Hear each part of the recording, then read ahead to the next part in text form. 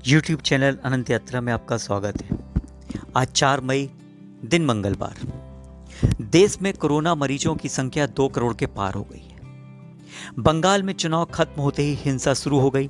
महामारी के बीच बनेगा पीएम का नया महल और 7 खिलाड़ी संक्रमित होने के बाद आईपीएल पर संकट मंडराने लगा है। आज के मॉर्निंग न्यूज ब्रीफ में आपका स्वागत है।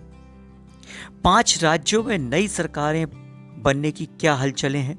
नंदीग्राम की हार पर क्या है ममता बनर्जी के सवाल? मुंबई में किसने फैलाया कोरोना के इलाज को लेकर क्या है अच्छी खबर?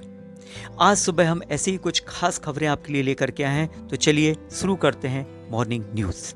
सबसे पहले मार्केट का हाल क्या रहा? बॉम्बे स्टॉक एक्सचेंज का मार्केट कल बंद होते होते 208.07 लाख करोड़ रुपए रहा।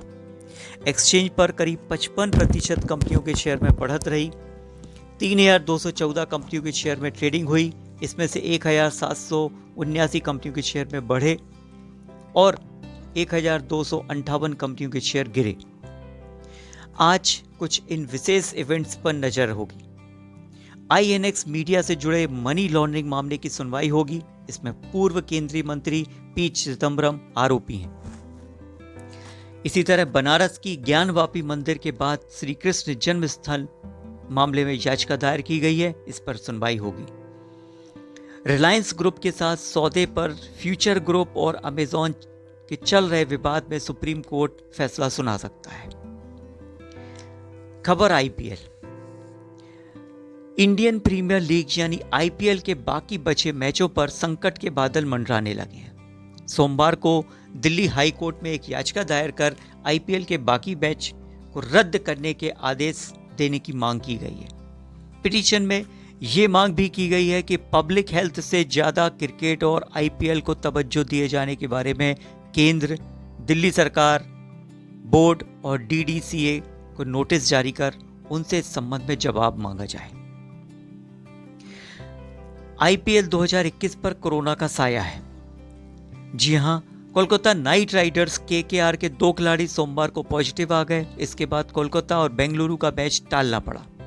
टूर्नामेंट में अभी 29 मैच ही हुए थे। फाइनल समेत 31 मैच बाकी हैं। यह मुकाबला 4 शहर अहमदाबाद, दिल्ली, बेंगलुरु और कोलकाता में होना है। चारों शहर में कोरोना की स्थिति बेहद खौफनाक है। बेंगलुरु में 15 अप्रैल और कोलकाता में 21 अप्रैल से हर रोज 10,000 से ज्यादा संक्रमित मिल रहे हैं। आईपीएल में शुरुआत से लेकर अब तक 7 खिलाड़ी संक्रमित हो चुके हैं। अगली खबर बंगाल से। बंगाल में चुनाव खत्म हुआ और हिंसा जारी हो गई। बंगाल में विधानसभा चुनाव के नतीजे आने के बाद राजनीतिक हिंसा का सिलसिला शुरू हो गया। नतीजे वाले दिन ही कोलकाता में बीजेपी के दफ्तर में आग लगा दी गई थी। सोमवार को भी पार्टी के 2 कार्यकर्ताओं को पीट पीट कर मार दिया गया। गृह मंत्रालय ने हिंसा पर बंगाल सरकार से रिपोर्ट मांगी है। पार्टी के राष्ट्रीय अध्यक्ष जेपी नड्डा मंगलवार को बंगाल के दौरे पर जा रहे हैं। नंदीग्राम की हार पर ममता के कौन कौन से हैं मुख्य सवाल? बंगाल में जीत का परचम लहराने वाली ममता बनर्जी ने नंदीग्राम के नतीजों पर सवाल उठाए। ममता ने कहा कि वहां 4 घंटे तक सर्वर डाउन रहा। राज्यपाल हमें जीत की बधाई दे चुके थे, लेकिन अचानक सब कुछ बदल दिया गया। ममता ने कहा कि मुझे किसी ने मैसेज भेजा, बताया कि नंदीग्राम के रिटर्निंग ऑफिसर काउंटिंग के समय डरे हुए थे। अफसरों ने कहा कि अगर वे फिर से काउंटिंग कराते हैं तो उन्हें जान का खतरा हो सकता है। 5 राज्यों में इसी हफ्ते बनेगी सरकार। जी हां, पश्चिम बंगाल, तमिलनाडु, केरल, असम और पुडुचेरी में नई सरकार के गठन की तैयारियां तेज हो गई हैं। बंगाल में ममता बनर्जी 5 मई को तीसरी बार मुख्यमंत्री पद की शपथ लेंगी। तमिलनाडु में एम.के. स्टालिन 7 मई को शपथ लेंगे। केरल में मुख्यमंत्री पिनराई विजयन ने राज्यपाल से मुलाकात की है। पुडुचेरी में रंगास्वामी दूसरी बार मुख्यमंत्री बनेंगे। असम में सीएम सर्बानंद सोनोवाल और हेमंत विश्व शर्मा के बीच संशय बना हुआ है। अगली खबर उत्तरकाशी से। उत्तरकाशी में बादल फट गए। उत्तराखंड में उत्तरकाशी में सोमवार को बादल फट गया। इससे यहां बनी कैनाल का पानी ओवरफ्लो होकर घरों में घुस गया। पानी के साथ आई मिट्टी से घरों की दीवारें कई फीट तक दब गईं। रुद्रप्रयाग जिले के नरकोटा में भी बादल फटने से पहाड़ों की मिट्टी पानी के साथ बहकर घरों में आ गई। ग्रामीणों ने ऊंचे इलाकों में जाकर जान बचाई। टिहरी के कई इलाकों में तेज बारिश हुई है। अगली खबर मुंबई से। महाराष्ट्र में संक्रमण के बढ़ते मामलों के बीच मुंबई के Tata institute of fundamental research TIFR के वैज्ञानिकों ने दावा किया है कि मुंबई में जो कोरोना फैला है वो लोकल ट्रेन की वजह से फैला है। साथ ही उन्होंने कहा है कि मुंबई में 1 जून तक वायरस से होने वाले संक्रमण की स्पीड में कमी आ सकती है। रिपोर्ट के मुताबिक मई के पहले सप्ताह में यहां मौतों का सर्वाधिक आंकड़ा देखने को मिलेगा और 1 जून तक यह कम होकर स्थिर हो जाएगा। अगली खबर नीट PG से जुड़ी हुई। देश में कोरोना के बढ़ते मामलों के बीच नीट PG की परीक्षा को अगले 4 महीनों के लिए टाल दिया गया है। अब MBBS फाइनल ईयर के स्टूडेंट्स की ड्यूटी कोरोना के हल्के लक्षण वाले मरीजों की मॉनिटरिंग के लिए लगाई जाएगी। वहीं BSc नर्सिंग GNN पास नर्सों की सेवाएं सीनियर डॉक्टर की निगरानी में फुल टाइम नर्सिंग के लिए ली जाएंगी। अगली खबर मध्य प्रदेश से। मध्य प्रदेश में संक्रमण की रफ्तार में कमी आना शुरू हो गई है। ठीक होने वालों की संख्या भी बढ़ रही है। 5 दिन में रिकवरी रेट 2% बढ़ा है। प्रदेश के चारों बड़े शहरों की स्थिति भी ठीक है। यहाँ मरीज तेजी से रिकवर हो रहे हैं। ठीक होने वालों का आंकड़ा नए संक्रमितों से ज्यादा है।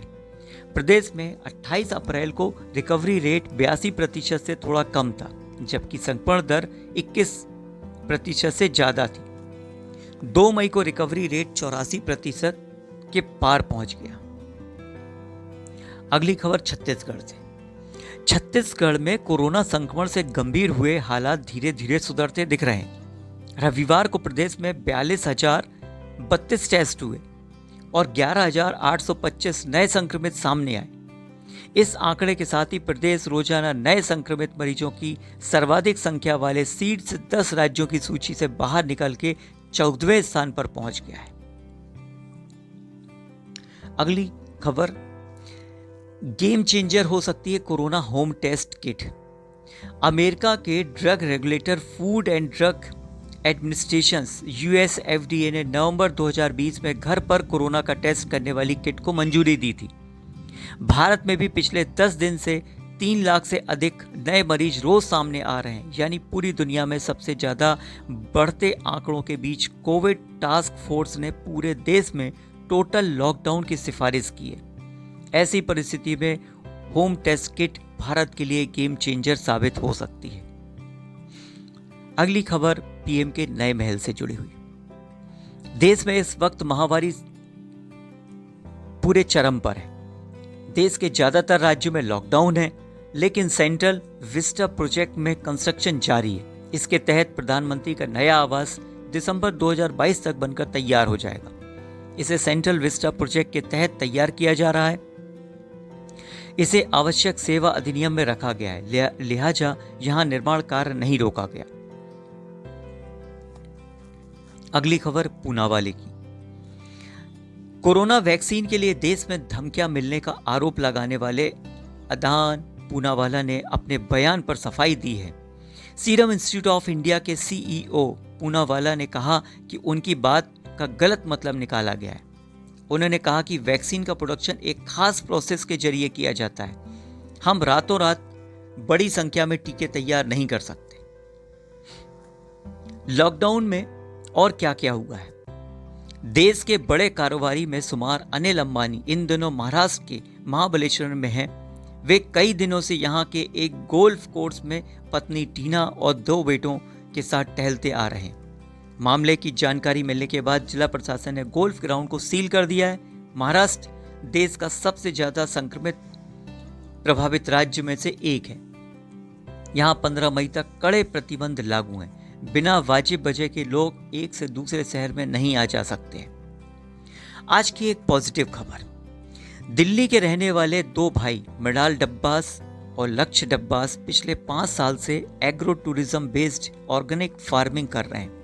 मृणाल ने इंजीनियरिंग की, जबकि लक्ष्य ने एनवायरमेंट साइंस में मास्टर किया है। वे 200 से ज़्यादा किसानों के नेटवर्क से दिल्ली के साथ साथ देश भर में फल, सब्जियां, शहद, दाल, आटा जैसे प्रोडक्ट सप्लाई कर रहे हैं। इससे हर साल वे 70 लाख रुपए का टर्नओवर हासिल कर पा रहे हैं। अगली खबर, कोरोना को खत्म करने वाला ड्रग्स मॉलिक्यूल। कोरोना वायरस को लेकर एक अच्छी खबर है। आईआईटी कंपनी टेक महिंद्रा ने रीगेन बायोपास के साथ मिलकर एक नया ड्रग मॉलिक्यूल यानी दवा ढूंढ ली। संभावना है कि यह दवा कोरोना वायरस पर हमला करके उसे खत्म कर सकती है। अब इसका पेटेंट करने की तैयारी है ताकि इस पर आगे की रिसर्च की जा सके। मेकर लैब्स टेक महिंद्रा की रिसर्च एंड डेवलपमेंट आर्म है। नज़दीकी वैक्सीन सेंटर के लिए चैट बॉक्स बनाया गया है। कई राज्यों में 1 मई से 18 से 45 साल के लोगों को कोविड वैक्सीनेशन शुरू हो चुका है।